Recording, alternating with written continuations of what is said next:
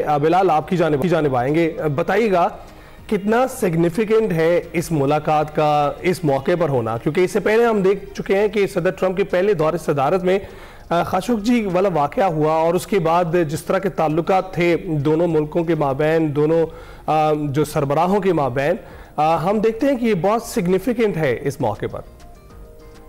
बिल्कुल, ये एक बहुत ही तारीखी दौर था क्योंकि जो सऊदी वाली अहद हैं वो अमेरिका के अंदर पिछली एडमिनिस्ट्रेशन में, बाइडेन की एडमिनिस्ट्रेशन के अंदर वो एक ऑलमोस्ट पराया स्टेटस पे थे। उनको वॉशिंगटन आना भी एक बहुत एक इम्पॉसिबल चीज़ समझी जाती थी, लेकिन बहुत धूमधाम से, बहुत प्रोटोकॉल के साथ, जो यूजुअली अमेरिका में इतना नहीं दिया जाता फॉरेन डिग्निटरीज के लिए। लेकिन ट्रंप ने रेड कारपेट रोल आउट किया। ये भी याद रहे कि सदर डोनाल्ड ट्रंप की दोनों टर्म्स में पहली जो फॉरेन विजिट थी वो सऊदी अरेबिया ही थी। तो उनकी एक वली अहद से जो है बहुत ही एक गहरा ताल्लुक है, एक पर्सनल रिलेशनशिप है।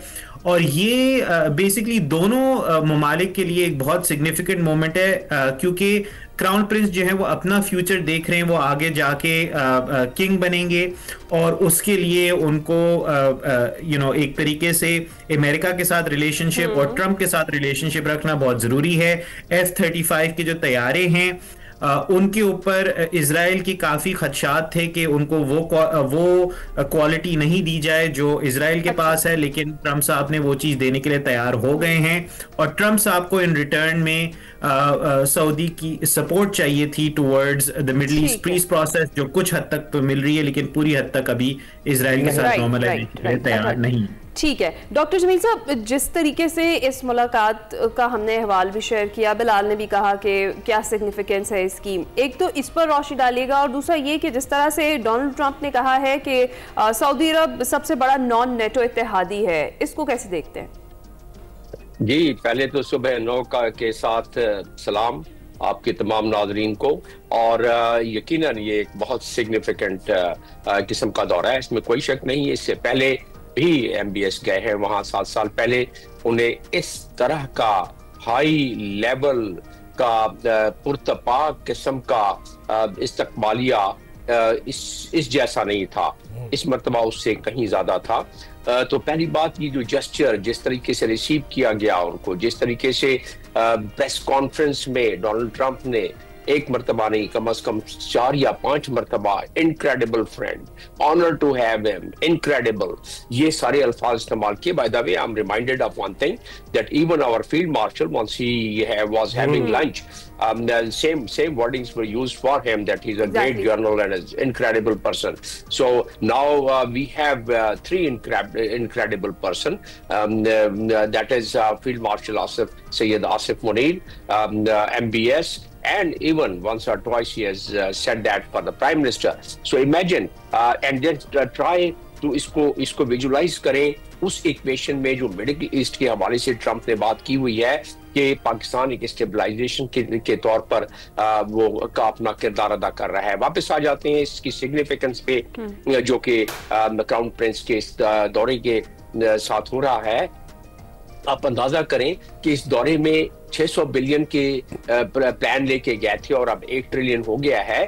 लेकिन साथ साथ हमें इस चीज को ध्यान में रखना चाहिए, शायद ये तासुर मिल रहा है कि डोनाल्ड ट्रंप जो है वो सिर्फ इन्वेस्टमेंट करा रहे हैं। यकीनन उनको अपने मुल्क का इंटरेस्ट देखना है, इन्वेस्टमेंट करा रहे हैं, लेकिन ये बड़े दूर रस किस्म की क्राउन प्रिंस की इसमें अपनी मनसूबा बंदी है, जिसमें कोई भी इन्वेस्टमेंट जो वो कर रहे हैं, जिन जिन कंपनियों के साथ कर रहे हैं, जरा उनका आप देखें तो प्रोफाइल और स्टॉक में कितनी ज्यादा तेजी आती रहती है उनकी हमेशा।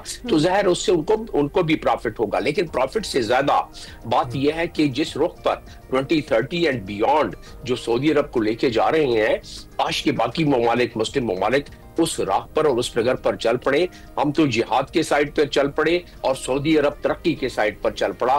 देखिए कि कितना क्या तगय्युरात जमाना है। बहरहाल मैं इस टॉपिक पे रहता हूँ अभी विजिट के लिहाज से, इसी टॉपिक पर मैं रहना चाहूंगा, वरना तो बहुत सारी बातें हैं करने को कि पाकिस्तान भी वतन अजीज में बहुत सारी तरक्की इस किस्म की हम ने एक डगर संभाल ली है, अब इंशाल्लाह शुरू हो जाएगी। लेकिन आप देखें MBS की स्पीड। आ जाते हैं इस बात पर कि 3 बड़ी इंपॉर्टेंट चीजें हुई हैं इस पूरी गुफ्तगू में, डोनाल्ड ट्रंप की तरफ से भी और क्राउन प्रिंस की तरफ से भी। और वो आपने देखा कि जब बात आई इब्राहिम अकॉर्ड की तो उन्होंने बात की। डॉक्टर मैं यही पूछने वाला था, इब्राहिम अकॉर्ड को लेकर जो उनका तस्लीम करने का इंडिया है वो कितना आपको लगता है कि एक चेंज लेकर आएगा मशरिक़ वुस्ता की सियासत में और दुनिया की सियासत में? देखिए, that is writings on the wall. Ibrahim accord में तो शामिल होना है सऊदी अरब ने, उसके बाद बाकी ममालिक, इवन पाकिस्तान जैसे ममालिक, जो मेरा तजिया है वो उनके पास कोई ऑप्शन नहीं होगा। लेकिन कंडीशंस तो वही किए जो हमारे परमानेंट रिप्रेजेंटेटिव आसिम इफ्तिखार ने सिक्योरिटी काउंसिल में भी जिक्र किया, उसके बाद भी जिक्र किया, यानी कि गुज़िश्ता कल और परसों के दरमियान। तो उन्होंने क्या कहा, उन्होंने बिल्कुल एग्जैक्टली वही बात की जो क्राउन प्रिंस ने बात की है आपके पास। और क्या बात की उन्होंने कहा कि ये बिल्कुल हम शामिल होना चाहते हैं। खैर आसिम इफ्तिखार ने तो ये बात नहीं की, जो क्राउन प्रिंस ने बात की कि हम शामिल होना चाहते हैं इब्राहिम अकॉर्ड में, लेकिन उसके साथ साथ हम चाहते हैं कि there should be a pathway. इन दो अल्फाज पे गौर कर लें, there should be a pathway leading towards the statehood of Palestine. एक जगह उन्होंने लफ्ज इस्तेमाल किया है स्टेटहुड और एक जगह किया है टू स्टेट का। अच्छा, टू स्टेट पाकिस्तान का भी मौक़िफ़ है, ये पाकिस्तान ने भी 2 मरतबा मबासलत देखें आप, पाकिस्तान के PR ने जो गुफ्तगू की उसने भी एक मरतबा कहा है कि स्टेटहुड क्या जिक्र किया। और मैं बताता हूँ स्टेटहुड और टू स्टेट सोल्यूशन में क्या फर्क है। तो स्टेटहुड का जिक्र आसिम इफ्तिखार एम्बेसडर ने भी यही किया, और साथ में उन्होंने कहा कि पाथवे टूवर्ड्स टू स्टेट